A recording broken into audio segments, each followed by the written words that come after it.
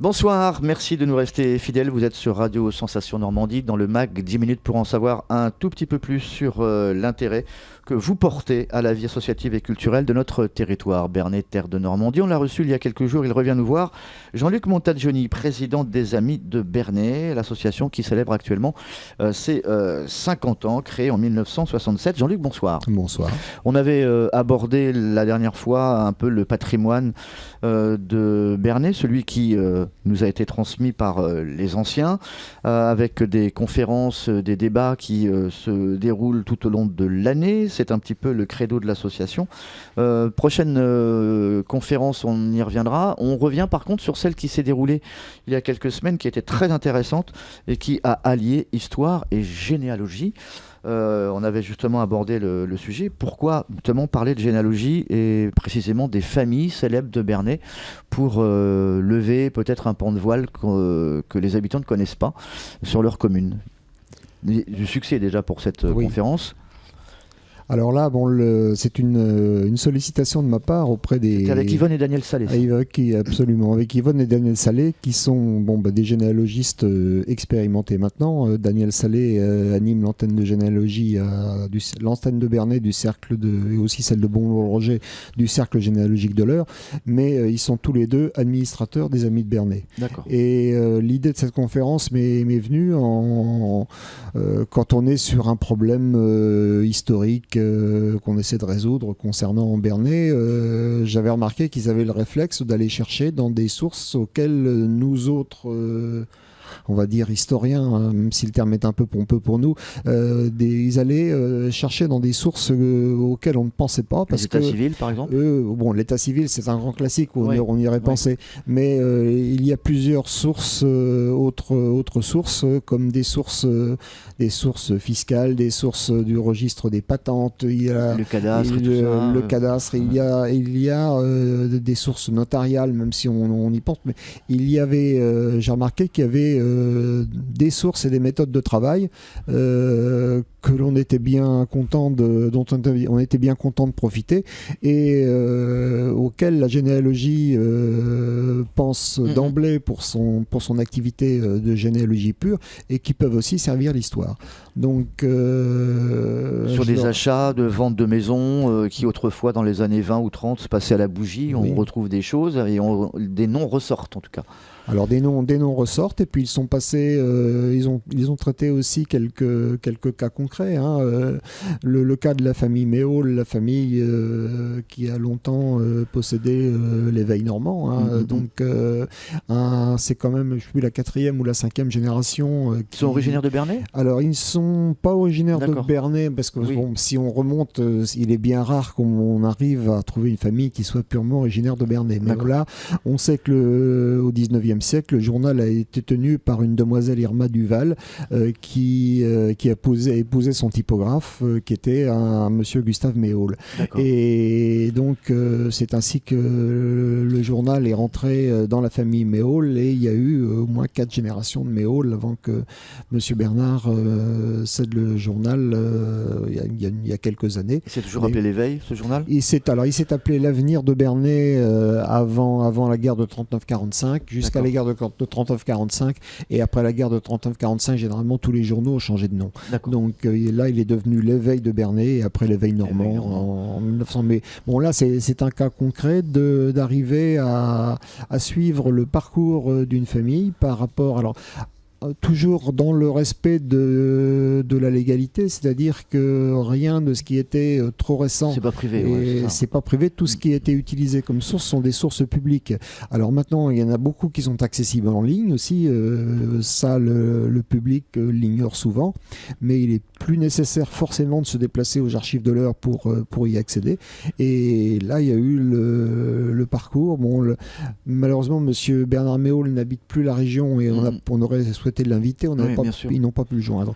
Mais autrement, leur parcours avait dans le monde journalistique bernéen, dans le monde de l'édition, de journal, non seulement il y a le journalisme, mais il y a l'édition, leur parcours a pu être retracé.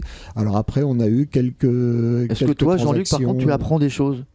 Bien dans ce sûr genre que de conférence. bien sûr, Ouais. j'apprends des choses. C'était un petit peu le but, mais le but, c'était de mettre en évidence que la généalogie pouvait servir aussi l'histoire en voyant aussi le parcours de la famille dans son activité économique, son activité professionnelle. D'accord. Bon, ça peut être un commerçant, ça peut être là, bon, édition de journal, c'est pour dire que c'est une forme de commerce, mais on a donc le parcours d'une famille et puis au niveau des successions, après comment sont partagées les successions, qui continue éventuellement l'activité s'il y a un décès.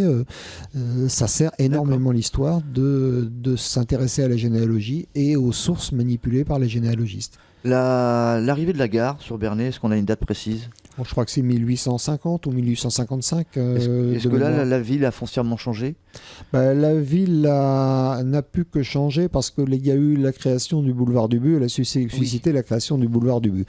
Bon, le train est passé, la ligne est passée à peu près un peu en dehors de la ville, si bien qu'elle n'a pas causé beaucoup de destruction. Il y a eu quelques propriétés d'expropriés à l'entrée du faubourg de la Couture, on va dire, mais la ligne a été créée sensiblement à l'emplacement des anciens fossés de fortification. Donc au niveau de destruction, elles ont été... Donc, ça veut dire qu'il y avait un château qui entourait la ville? La ville a été fortifiée sous François Ier, donc il y a eu des remparts, il y a eu des portes, il y a eu des fossés. Alors, la ceinture n'a pas été complète. Et malheureusement, il n'y a plus de traces en élévation parce que on l'a plusieurs fois évoqué. Bernay a été épargné par la Seconde Guerre mondiale, mais malheureusement, la dernière, c'est beaucoup plus bête que ça, si j'ose dire. Le seul morceau de tour en élévation qui était tout près d'ici, au début de la place de la rue Général de Gaulle, à l'entrée à la sortie de la place de Verdun, le morceau de tour en élévation, il a été détruit par un bombardement. Malheureusement, les bombardements, ils ont beaucoup épargné Bernay, mais ils n'ont pas été nuls. Et le dernier bombardement là a trouvé le moyen de nous faire disparaître le dernier morceau en élévation de la porte d'Orbec. Pourquoi on parle tout le temps de... Moi qui suis un féru d'histoire, je recherche souvent des cartes postales. Lorsqu'on s'intéresse à la gare de Bernay, on voit ce fameux accident du train de Cherbourg où il y a eu un accident ferroviaire terrible. Alors, ici. Il y a eu un accident ferroviaire. La France entière en a parlé. Oui. Bon, là, je pense que ça a suscité bien sûr beaucoup d'émotions. Parce que déjà, c'était le train. Ça suscite beaucoup d'émotions à partir du moment où il y a un accident qui fait de nombreuses victimes. Est-ce qu'on en connaît les causes, historiquement parlant? Alors, on en connaît les causes. Elles sont un petit peu floues, mais on a eu un problème d'état de la voie, on a eu un problème d'entretien du matériel. J'ai plus en tête les conditions. Mais et puis il y avait on va dire les causes indirectes, le matériel roulant n'était pas conçu comme aujourd'hui. On va dire, ça va être un peu trivial, je suis là, il n'était pas conçu pour dérailler. Maintenant, que ce soit un wagon ferroviaire ou une voiture automobile, on lui fait subir des crash tests, on étudie la manière dont une voiture va se déformer quand elle a un accident pour que les passagers soient le moins exposés possible, puisse être le moins blessé possible. À l'époque, on s'apercevait que la caisse du wagon, quand le châssis était séparé d'une caisse du wagon, il y avait quatre tiges filetées qui retenaient la caisse sur le châssis du wagon. D'accord. Okay. Alors, on le voit nettement sur une photo. Il y a quelques pattes de fixation et dès qu'il y avait un accident, la caisse s'envolait, quoi. Jean-Luc, une conférence avant de se quitter qui arrive bientôt, même si on n'a pas le thème précis. Le 15 mai.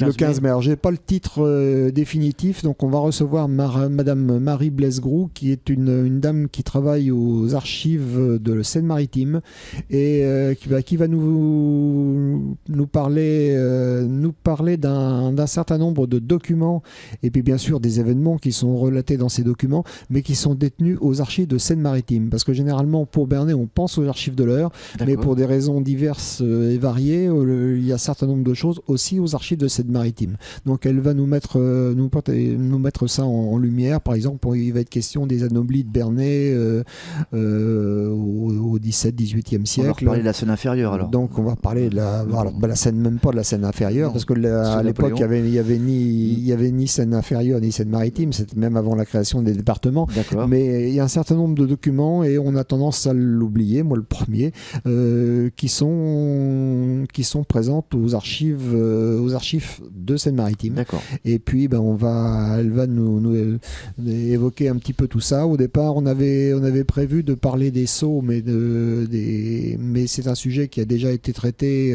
Les sceaux en cire. Oui, les sceaux en cire, qui a déjà été traité par son patron, monsieur Michael Bloch, au sein de l'association du Petit Patrimoine.